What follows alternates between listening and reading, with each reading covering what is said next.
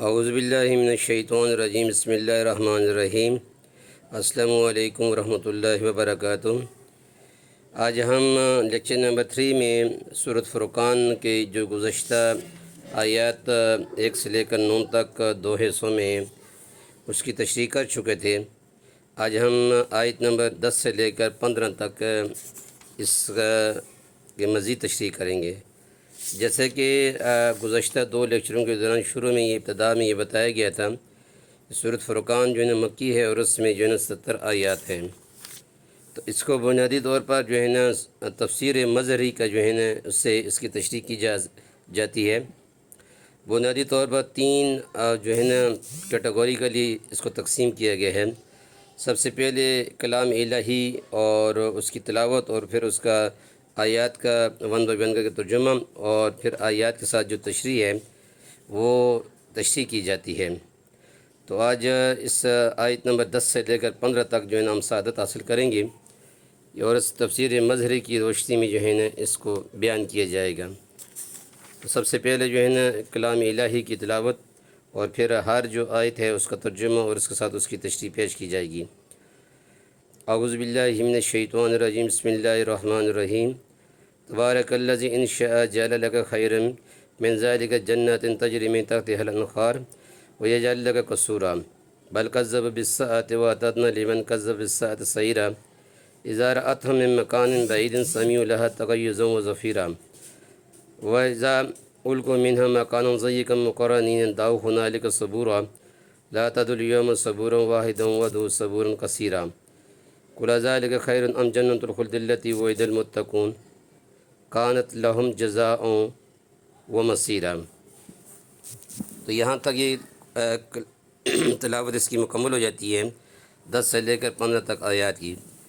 اب ہر آیت کا ترجمہ اور اس کی جو ہے تشریح ساتھ ساتھ بیان کی کہ تبارک الذی ان شاء جعل لک خیرا من ذلک جنات تجری من تحتها الانہار ویجعل لک قصورا۔ بڑی برکت والا ہے وہ اللہ کہ اگر وہ چاہے تو آپ کے لیے اس سے بہتر دنیا میں نعمتیں عطا فرما دے، یعنی ایسے باغ جن کے درختوں کے نیچے نہریں جاری ہوں تو آپ صلی اللہ علیہ وسلم کو دے دے، اور آپ صلی اللہ علیہ وسلم کے لیے محلات تیار کر دے، یعنی خزانوں اور باغوں سے بہتر نعمتیں دنیا میں ہی اگر اللہ دینا چاہے تو دے دے، لیکن اس نے یہ چیزیں آپ کے لیے آخرت میں مقرر کر دی ہیں۔ بغوی نے بے روایت اکرمہ حضرت ابن عباس رضی اللہ عنہ کا قول اس طرح نقل کیا ہے کہ اگر وہ چاہے تو اس سے یعنی بازاروں میں گھومنے اور معاش کی تلاش میں پھرنے سے بہتر عنایت کر دیں۔ قصورہ مضبوط مکان، عرب ہر پختہ مکان کو قصر کہتے ہیں۔ امام احمد نے مسند میں، جبکہ ترمذی میں باب الزاہد میں حضرت ابو امامہ کی روایت سے بیان کیا ہے، اور ترمذی نے اس روایت کو حسن سے کہا ہے کہ رسول اللہ صلی اللہ علیہ وسلم نے فرمایا کہ اللہ نے وادی مکہ کو میرے لیے سونا بنا دینے کی مجھ سے پیشکش کی، تو میں نے عرض کیا کہ نہیں میرے رب، میں تو ایک دن سیر شکم رہوں اور ایک دن بھوکا رہوں، یعنی یہی مجھے پسند ہے۔ جب میں بھوکا ہوں تو تیرے سامنے زاری کروں، اور سیر شکم ہوں تو تیری تعریف اور شکر کروں۔ حضرت عائشہ رضی اللہ تعالیٰ عنہ راوی ہیں کہ رسول صلی اللہ علیہ وسلم نے فرمایا کہ اگر میں چاہتا تو میرے ساتھ سونے کے پہاڑ چلتے۔ ایک فرشتے جس کی کمر کعبے کے برابر تھی میرے پاس آیا، اور اس نے کہا کہ آپ صلی اللہ علیہ وسلم کا رب آپ کو سلام فرماتا ہے، اور ارشاد فرماتا ہے کہ اگر آپ چاہیں تو نبی اور بندہ یعنی غلام رہیں، اور اگر چاہیں تو نبی اور بادشاہ ہو جائیں۔ تو میں نے جبرائیل علیہ السلام کی طرف دیکھا، جبرائیل نے اشارہ کیا کہ آپ اپنے آپ کو نچلا رکھو، تو میں نے کہا کہ میں نبی اور بندہ رہنا چاہتا ہوں۔ رسول اکرم صلی اللہ علیہ وسلم کی عاجزی و انکساری۔ حضرت عائشہ رضی اللہ عنہ نے فرمایا کہ اس کے بعد رسول صلی اللہ علیہ وسلم نے تکیے لگائے کھانا نہیں کھاتے تھے، اور فرماتے تھے کہ میں غلاموں کی طرح کھاتا ہوں اور غلاموں کی طرح بیٹھتا ہوں۔ بلکذب بالساعۃ، تو یہ اگلی نیکسٹ جو آیات ہے اس میں یہ ہے کہ بلکذب بالساعۃ، بلکہ انہوں نے قیامت کے دن کی تکذیب کی، یعنی وہ کوئی قیامت کا یقین نہیں کیا۔ اس جملے کا عطف قالوا پر ہے اور بل کا استعمال ترقی کے لیے ہے۔ مطلب یہ کہ انہوں نے صرف اول ذکر بات یہ نہیں کہی بلکہ اس سے زیادہ عجیب بات کہی۔ یہ اس آیت کا تعلق گزشتہ متصل آیت سے ہے۔ مطلب یہ کہ یہ آپ صلی اللہ علیہ وسلم کو مفلسی کا طعنہ دے کر اور دوسرے بیہودہ طنز کر کے صرف آپ ہی کی تکذیب نہیں کرتے، بلکہ ان کی نظر محض حقیر سامان دنیا سے آگے ہی نہیں بڑھتی۔ ان کا خیال ہے کہ عزت کی چیز صرف مال ہے، یا یہ کہ مانی کہ یہ قیامت کو ہی نہیں مانتے، یا پھر اس جواب کی طرف التفات ہی کیسے کریں گے، اور آخرت میں اللہ نے جن نعمتوں کی دینے کا آپ صلی اللہ علیہ وسلم سے وعدہ کیا ہے اس کو سچا کیسے مانیں گے، یا یہ مانی ہے کہ آپ اس پر تعجب نہ کریں کہ وہ آپ کی تکذیب کرتے ہیں، بلکہ اس سے زیادہ تعجب انگیز بات یہ ہے کہ وہ وجود قیامت کی تکذیب کرتے ہیں۔ وَأَعْتَدْنَا لِمَنْ کذب بالساعۃ السعیرہ، اور ہم نے تیار کر رکھی ہے تکذیب کرنے والوں کے لیے سخت وجود قیامت کی تکذیب کرتے ہیں، یعنی برکتی ہوئی آگ جو ہے نا ان کے لیے قیامت کے دن میں نے تیار کر رکھی ہے، جو قیامت کے آنے اور اس کے وقوع پذیر ہونے میں شک کرتے ہیں۔ بعض علماء نے کہا کہ سعیر دوزخ کا نام ہے، اذا رأتهم من مکان بعید، جب وہ آگ ان کو دور کے مقام سے دیکھے گی۔ بعض اہل تحقیق نے لکھا ہے کہ آگ کی طرف دیکھنے کی نسبت حقیقی ہے، واقعی میں آگ دیکھے گی۔ بغوی نے لکھا ہے کہ ایک روایت میں آیا ہے کہ رسول اللہ صلی اللہ علیہ وسلم نے فرمایا کہ مجھ پر جو کوئی قصداً اور ارادتاً بندی کرے اس کو اپنی جگہ آگ کی دونوں آنکھوں کے درمیان بنا لینی چاہیے۔ صحابہ رضوان اللہ اجمعین نے عرض کیا کہ کیا آگ کی بھی آنکھیں ہوں گے؟ حضور اکرم صلی اللہ علیہ وسلم نے فرمایا کہ کیا تم نے نہیں سنا کہ اللہ تعالیٰ نے فرمایا کہ اذا رأتهم من مکان بعید۔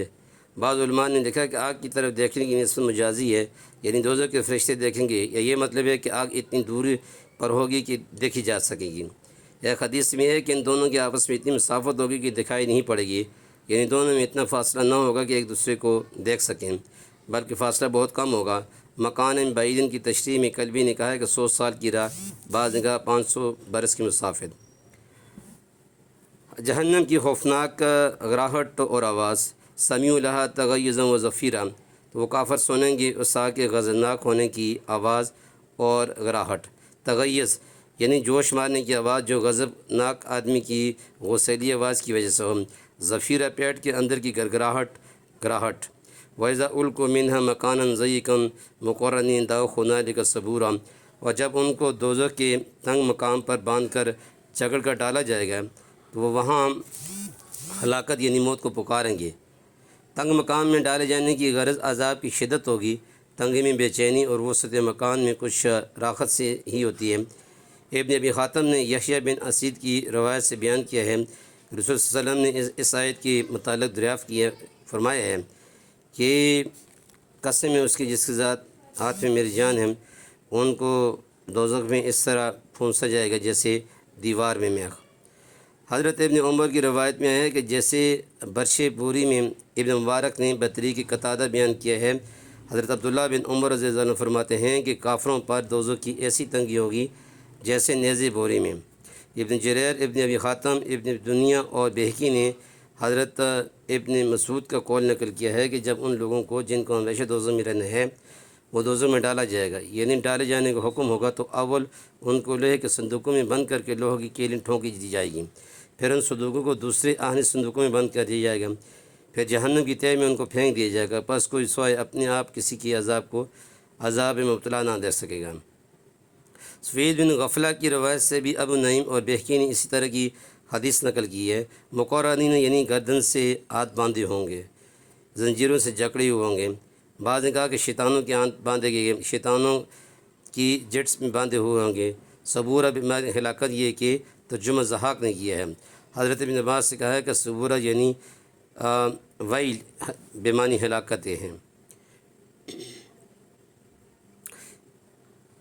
احمد مسند میں جبکہ ابی ابن حاتم اور بہقی نے صحیح سند کے ساتھ حضرت انس کی رضی اللہ عنہ کی روایت سے بیان کیا ہے کہ رسول اکرم صلی اللہ علیہ وسلم نے فرمایا، سب سے پہلے ابلیس کو آگ کا لباس پہنایا جائے گا اور اس لباس کو اپنی دونوں بنوں پر رکھ کر کھینچے گا اور یا صبورہ پکارے گا، ہائے میری ہلاکت۔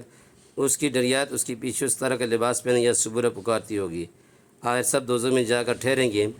اس وقت ان سے کہا جائے گا کہ لا تدعوا الیوم صبورا واحدا وادعوا صبورا کثیرا، آج ایک طرح کی ہلاکت کو نہ پکارو بلکہ طرح طرح کی بہت سی ہلاکتوں کو پکارو، یعنی تمہاری ایک ہی ہلاکت نہیں بلکہ بہت ہلاکتیں عذاب کی گوناگون قسمیں ہیں، اور ہر قسم کا عذاب بجائے خود ایک ہلاکت ہے۔ یہ وجہ ہے کہ نو بنو یعنی بار بار ایک ہی طرح کا عذاب ہوگا، یعنی بس بہت سی ہلاکتیں ہو جائیں گی۔ اللہ تعالیٰ نے ارشاد فرمایا ہے کلما نضجت جلودہم بدلناہم جلودا غیر اہل یذوقوا العذاب، یعنی جتنی مرتبہ ان کی کھالیں پک جائیں گی ہم ان کی جلی ہوئی کھالیں دوسری کھالوں سے بدل دیں گے تاکہ وہ عذاب کو مزہ چکھیں۔ یا صبور و کثیر کا معنی یہ ہے کہ کسی وقت ہلاکت منتقل نہ ہوگی۔ قل ذالک خیر ام جنت الخلد التی وعد المتقون، کہ اس آیت میں یہ بتایا جا رہا ہے کہ آپ کہیے کہ کیا یہ بہتر ہے یا وہ دوامی جنت بہتر ہے جن کا وعدہ مومن سے کیا گیا ہے۔ قول محمد یعنی صلی اللہ علیہ وسلم آپ کہہ دیجیے ذالک کیا یہ دوزخ جس کی ہلاکت یا جس کی حالت مذکور عبارت میں بیان کی گئی ہے، اور دوزخ والے یا ذالک سے اشارہ دنیاوی خزانہ اور یہاں کے باغات کی طرف ہے۔ یہ استفہام تقریری ہے جس کے اندر استہزاء اور سرزنش شامل ہے۔ المتقون سے مراد ہے کہ شرک اور تکذیب سے بچنے والے یعنی تمام مومن، کیونکہ متقیوں کے مقابلے میں کفار کا ذکر کیا گیا ہے۔ مومن مراد دینے کی ایک وجہ یہ بھی ہے کہ جنت ہر مومن کو ملے گی۔ جنت الخلد میں اس بات پر دلالت ہے کہ جنت ہمیشہ رہے گی۔ کانت لہم جزاء و مسیرہ، ان کے لیے جنت جزا تھی اور عظیم شان لوٹنے کی جگہ، یعنی اللہ کے علم یا لوح محفوظ میں جنت مومنوں کے اعمال کی جزا تھی۔ یوں کہا جائے کہ اللہ کا وعدہ ایسا ہی ہے، یقین الوقوع ہے جیسے کہ واقع ہو گیا۔ ان کے لیے صاحب یعنی ماضی کا استعمال کیا، جزا یعنی ثواب اعمال، مسیرہ لوٹنے کی جگہ جہاں پلٹ کر جائیں گے۔ مسیرہ اس میں تنوین اظہار عظمت کے لیے ہے۔